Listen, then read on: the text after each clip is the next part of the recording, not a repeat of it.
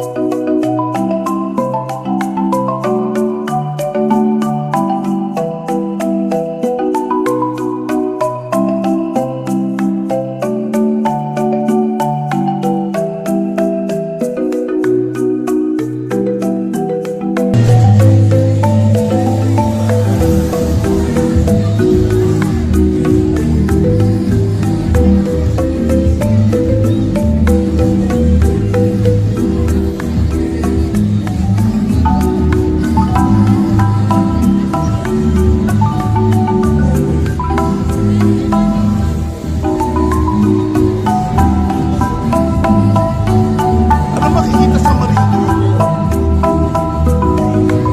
Anong mga tourist attraction sa Marinduque? Anong tourist attraction sa Marinduque? Ha? Anong mga farm klase?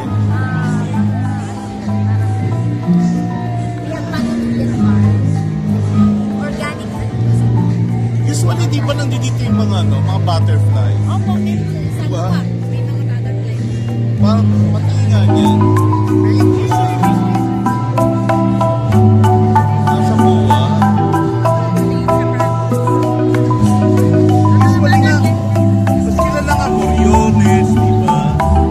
Tapos butterfly. Meron bang Moriones? Holy Week. Pupunta kami ng Marinduque.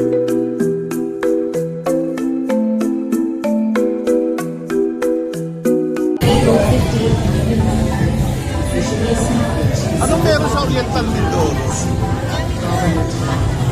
Meron din, ilang Portagolera ang may Ha? Ano mga to? different life site po. Meron na din po. Live site tapos. Tapos dito po makikita niyo po lahat na attraction na buong Oriental Mindoro. Lahat po ng Di ba nandito yung Puerto Galera? Hindi. Part. Portagolera. Part ng Puerto Galera. Kasi sawa na kami sa Puerto Galera. Punta po kayong bako. Marami pong ilog na develop na po. Medyo nanandawa na po kayo sa Puerto Galera. Pwede naman kayo pumasyal sa Rojas.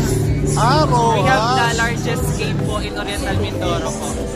Di ba Rojas province din yan? Sa ano po siya? Capiz. Then Capiz. meron din po ang Palawan. Malapit lang ba yan? Yes po, magkakadikit-dikit lang po kami. Maropa region po kami. So kung magbabatangas pera ko, Yes po, so Diretso. yes po, from Batangas to Calapan. sige. Meron na ako dyan. Meron ako ganyan. Okay. Okay, Mas sige. maganda mapuntahan niyo to, sir. Kasi Talaga? natural po talaga ito namin. Mas maganda pa sa Vietnam yan. Yes, sir. Mas maganda. Lahat po ng dadaanan nyo, may pwede po kayo puntahan lang. Sige. Bala kasi namin pag ganun. Magbakasyon this December. Ano ba magandang, dyan, summer? Maganda ano po? Magandang araw na pag... Mas maganda po kapag summer. Para po hindi hassle yung travel nyo. Paano kung December gusto namin? Pag December, medyo maulan po eh. So, by April, March, April, May. Okay, sige. So, sabay-sabay. Puro summer. Okay, sige, thank you. Yes, so welcome. Oriental Mindoro. Sa Oriental Mindoro, Magkasama po kayo sir, puro kami tela. So, mas May ilan po hobby? kasi ang hobby ng mga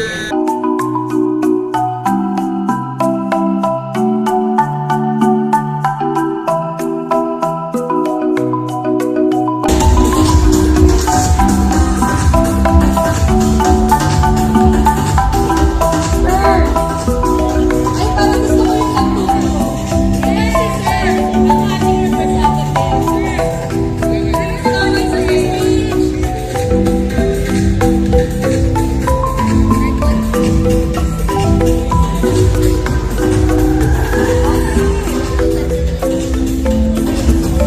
So we need 10 more participants.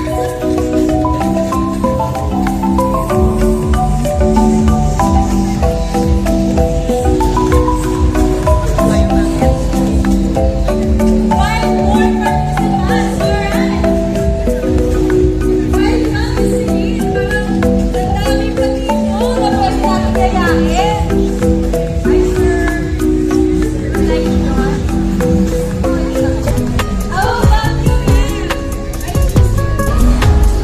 Ayun naman.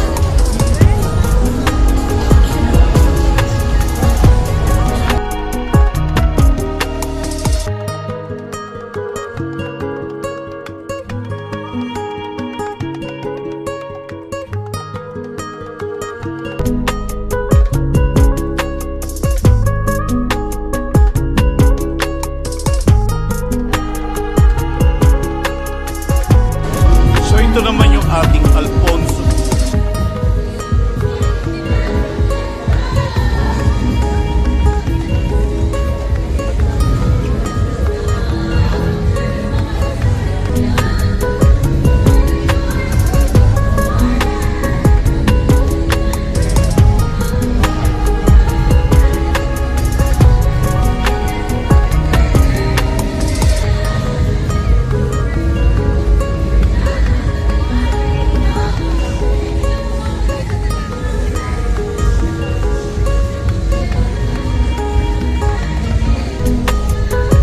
So ano naman ang meron dito sa Alfonso Cavite na to?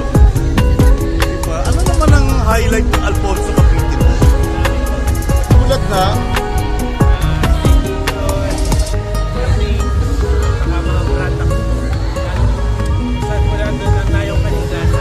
yan ang sinasabi ko. Siyempre, ang official na kape, one town, one product ng Alfonso Cavite. This is the piña fiber.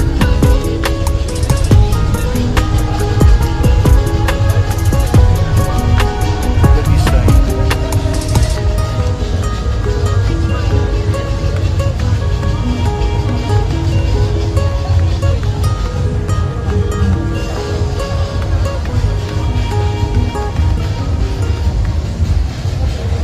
At ito naman ang Tableya Cacao na naka-Pilipinyana. Si Miss MJ. Patikim naman ng tsokolate. Ano ba to? Binibenta ba yung hot chocolate na yan? Kaya nga hot chocolate.